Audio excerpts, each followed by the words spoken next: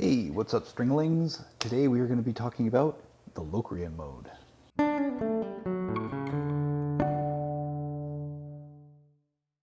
couple weeks ago, I came across a video on Adam Neely's channel in which he challenged some of his YouTube colleagues to compose some music using the LOCRIAN mode. And this is a really interesting video because it shows some very, very different applications of what is ultimately one of the hardest modes to compose with. And I was thinking back as I was watching this, my university theory professor, theory and composition professor, who once said that the LOCRIAN mode is basically just a theoretical mode. It's not really used for anything. He was referring, of course, to the use of modes in medieval church music, specifically in chant. The challenge with theoretical modes is that they technically exist. It's 7 notes in a row, and so there it is. The problem with this particular mode is when you're doing something using traditional harmony, or what we call common practice harmony, or even church music, you run up against some really serious theoretical problems. One of those problems is that this mode is built on what we would consider to be the 7th degree of the scale. And the 7th degree of the scale, if we take everything in the natural modes, goes from B to B, all white notes. I'll play it on the piano for you in a minute. But what ends up happening is that the space between the tonic, B, and the dominant, F, is a tritone. A tritone wants to resolve to a major chord. Excuse me. Cat. Tritone wants to resolve to a major chord in common practice harmony, but more so the fact that in ancient music, ancient medieval European music, the tritone was considered a very dissonant and unusable interval. So the steps from B, C, D, E, F give you that tritone. It's 3 whole tones, or a flattened fifth, what they used to call the devil in music, because it's really hard to sing. It's really hard to sing in tune, and it's really jarring to the ear. If you watch the Netflix series Ratchet, the opening chord of the theme song to that, which is from Camille Saint-Saëns' Danse Macabre, is a really jarring tritone on the violin. Very common thing to use in the 19th century to denote that kind of devilish, kind of obnoxiously evil sound. What was interesting about the experimental challenge that came up on Adam Neely's channel is what they didn't do. And I'll get to that in just a second, but let's take a look at what the LOCRIAN mode looks like. So the LOCRIAN mode is defined really tonally by having a flat second and a flattened fifth. And that to me rings a bell immediately as a guitar player. Immediately I think Slayer. Not just Slayer, but really any thrash metal, but Slayer is like, I mean, I'm sure you know, 0, 0, open, open, open, open, open, open, open, 1, open, open, open, open, right? It's a kind of a signature sound for metal. And again, we'll get to that in just a minute, but it's that flat 2 and flat 5 that really make the sound of this scale. So it sounds a little bit unfinished on its own. What's striking about it is that the tonic chord, the 1 chord in the LOCRIAN mode, is actually a diminished chord. So it will never sound resolved if you try to resolve it the way we typically resolve music in common practice. So let's go to the piano, we'll take a look at some of this. So what we're hearing now, this is just the piano mic as it is. There's B, there's B.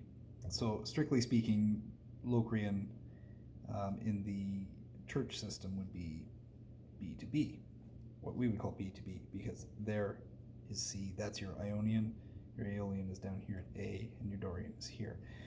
In my theory, I don't know where I heard this, but the idea is if this is Aeolian on A, sorry, it's just out of camera, and this is Dorian, D, then in between we just fill in the blanks B, C, right? A, B, C, and then E, F, G, and so on. But here's your LOCRIAN.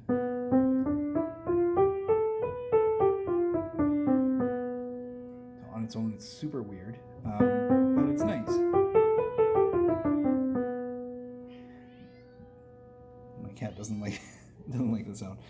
But the tonic chord, the home chord of this is a diminished chord, right? And the tonic seventh is, and that's my cat accompanying me on the bass. There we go. This is the tonic seventh, which is actually it's a half diminished seventh, or it's a minor 7 flat 5, or it's the top part of a ninth chord. So it gets really weird because you want to hear this, and your ear really wants to pull to that. But that's only because in common practice we're really used to that. So when we hear this scale on its own, we don't think of it in terms of its integral harmony, which I'll show you in just a second. So here, in kind of a bit of unadulterated Locrian weirdness, I'm going to shift this to D Locrian, which is essentially E flat major. The 5 chord is an A flat. Okay.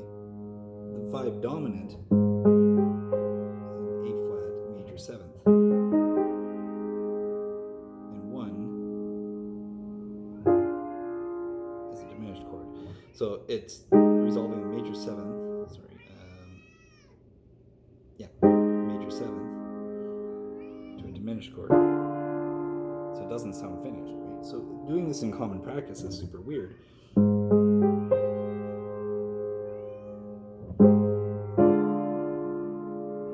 That's your 1 chord.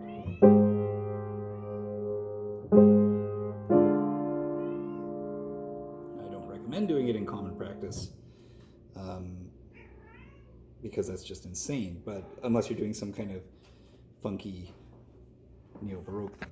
So like I mentioned, it can be kind of madness to try to do this in common practice unless you want to do some kind of funky neo-baroque thing using different modes and using the Locrian mode as a base to kind of jump off from. That's pretty insane, and now that I've said it out loud, I think I'm actually going to have to try doing some of that. But what strikes me about that flat 5 sound is that it goes back to, for my ear, it goes back to the very first riff from the very first song on the very first album by Black Sabbath. That's the tritone, that 1-1 flat 5, right? I'm playing a detuned guitar here, but you still get that kind of, I don't know if you can hear it, I'm not plugged in, right?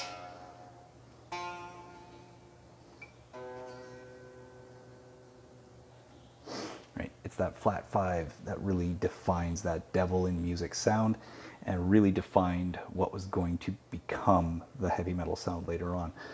You'll hear it in Over the Mountain, you'll hear it in Bark at the Moon, you'll hear it all over the place in Black Sabbath, and then later on when you get into thrash and modern metal, you get a lot of that kind of sound as well.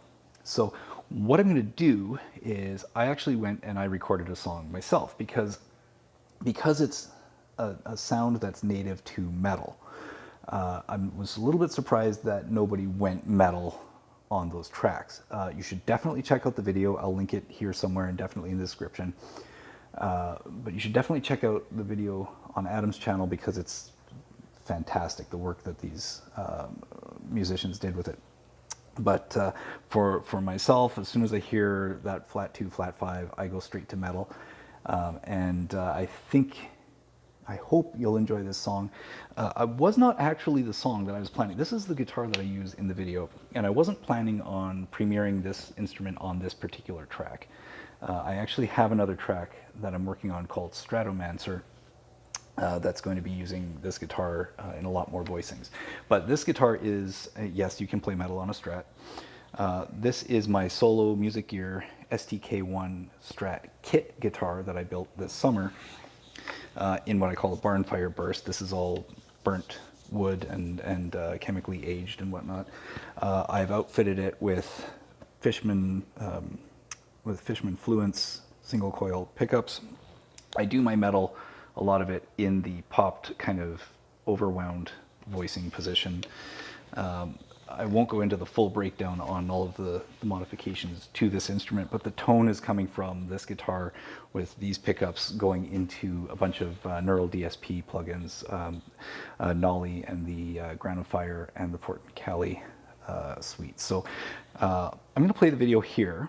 It's also available on its own on my channel, but let's take a look at the video.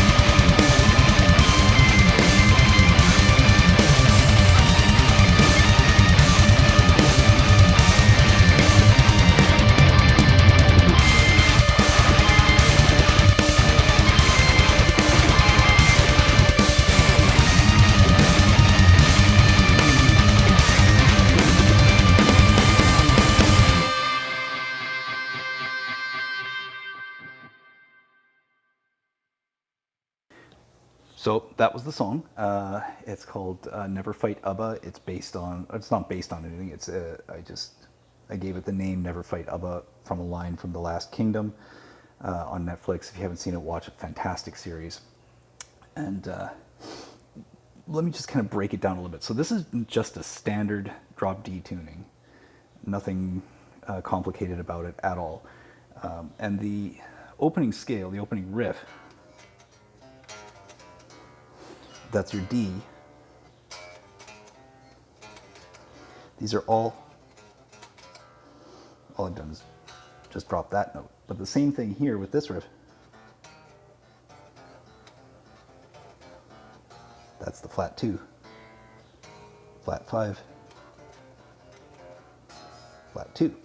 So that goes all the way through the song. And basically, the only place where I stray away from that LOCRIAN mode technically is in this rhythm riff, which is all in perfect fifths, power chords basically, to really give you that kind of crunch.